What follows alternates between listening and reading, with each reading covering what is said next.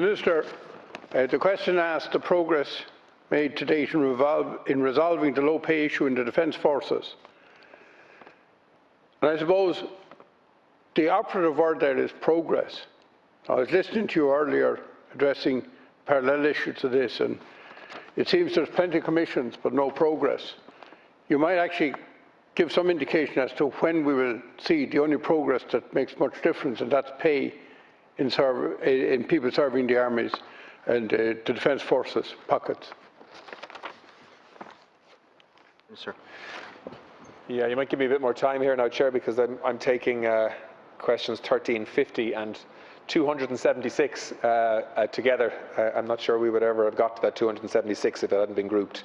There are many reasons why individuals may leave the Defence Forces, ranging from individual personal circumstances to career opportunities, having fulfilled their contract or retirement on age grounds. The Defence Forces offer significant career opportunities, and whilst pay has been highlighted as an issue, there has been significant progress in recent years in this area. Public service pay policy is determined by the Department of Public Expenditure and Reform, having regard to public sector pay agreements. The Department of Defence does not have discretion to award separate pay increases, and I think deputies understand that. The Defence Forces have received pay increases in line with the Public Service Stability Agreement 2018 to 2020, the most recent of which was a 2% increase on annualised salaries from the 1st of October 2020.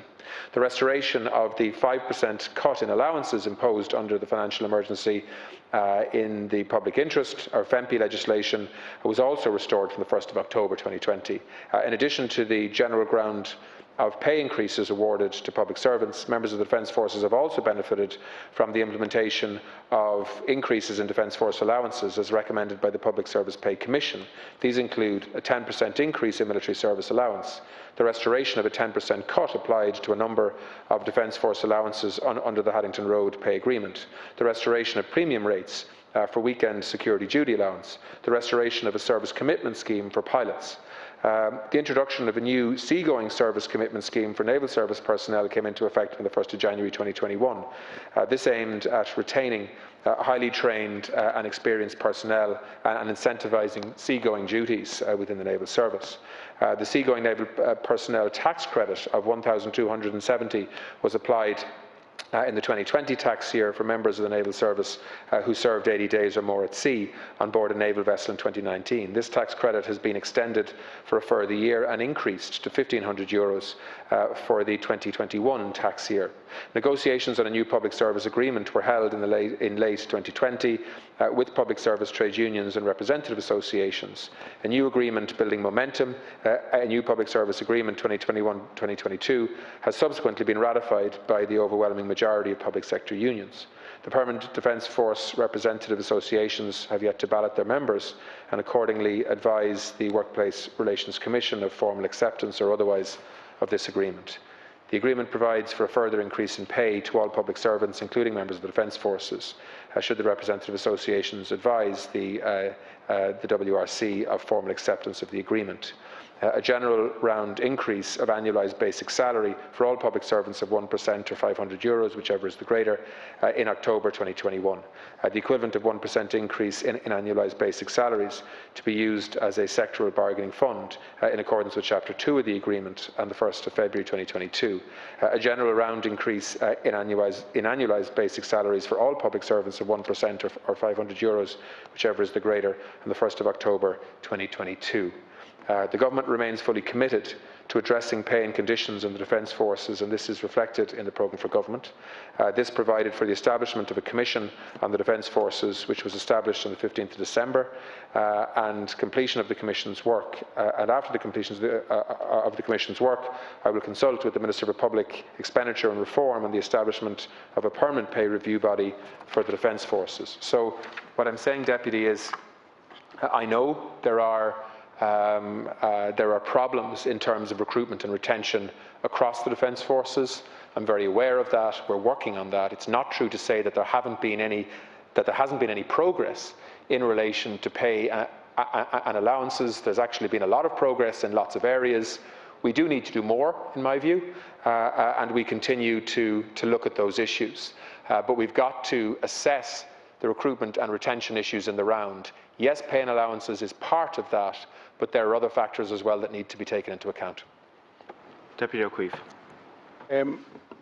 We're great at lauding the defence forces, and we rightly laud the defence forces of this country. But most of what you announced there are some special allowances being given, and they are allowances. They're not basic pay. But most of the remainder is what's been given to the public service, and that doesn't address the fundamental issue. The Minister, you rightly pointed out earlier that the defence forces are unique. They're not comparable to the public service in general. For example, they can't strike. You pointed that out. But they don't get overtime either. So they're in a totally different category.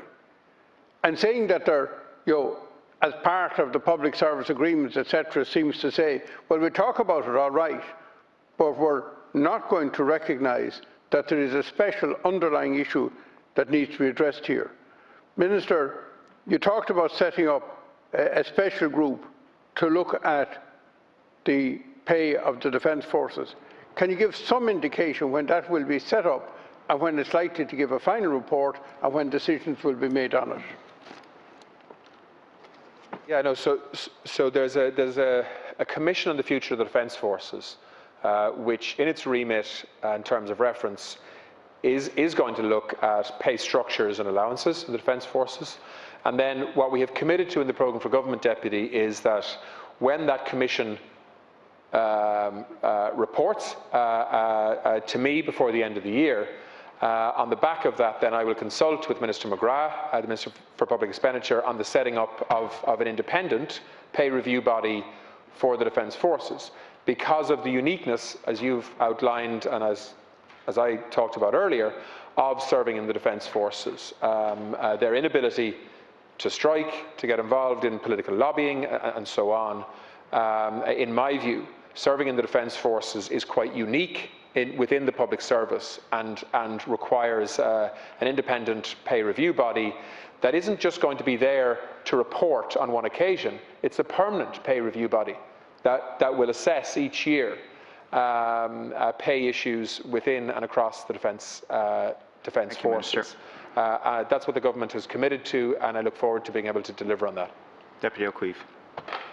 Minister, there was an international ruling given in relation to the fact that PD4 should be allowed to affiliate with ICTU. Now, I don't think anybody wants this to get adjudicated in the court in this country. You mentioned also that you had some difficulty with this. You might outline what the difficulties are, and you might also clarify for me whether you're considering changing the age limits in relation to members of the defence forces, and whether you intend extending those. So there are serious issues that need addressing, and could you maybe clarify exactly what the problems are? Yeah, well, I mean, first of all, on the ICTU affiliation thing, I think I need to be a little bit careful with what I say here, because there's currently a legal action potentially underway in relation to that. I mean, what we are trying to do here is reflect the fact that people who serve in the defence forces in many ways are part of a unique service. They take an oath to the state. They commit not to get involved in industrial action, and so they're in a different category. We need to make sure that we put structures in place to recognise that they're in a different category and to ensure that people serving in the defence forces are protected in that context. There are different ways of doing that. PD4 would contend that the best way of protecting the interests of the defence forces is through affiliation with ICTU, particularly around public sector pay negotiations and so on. But there are different views on whether that is the best way to protect the interests of Defence Force personnel. RACO take a different view, for example. So we're looking at both. I have an open mind. I haven't ruled out anything, but I do think it's not as straightforward as some people maintain.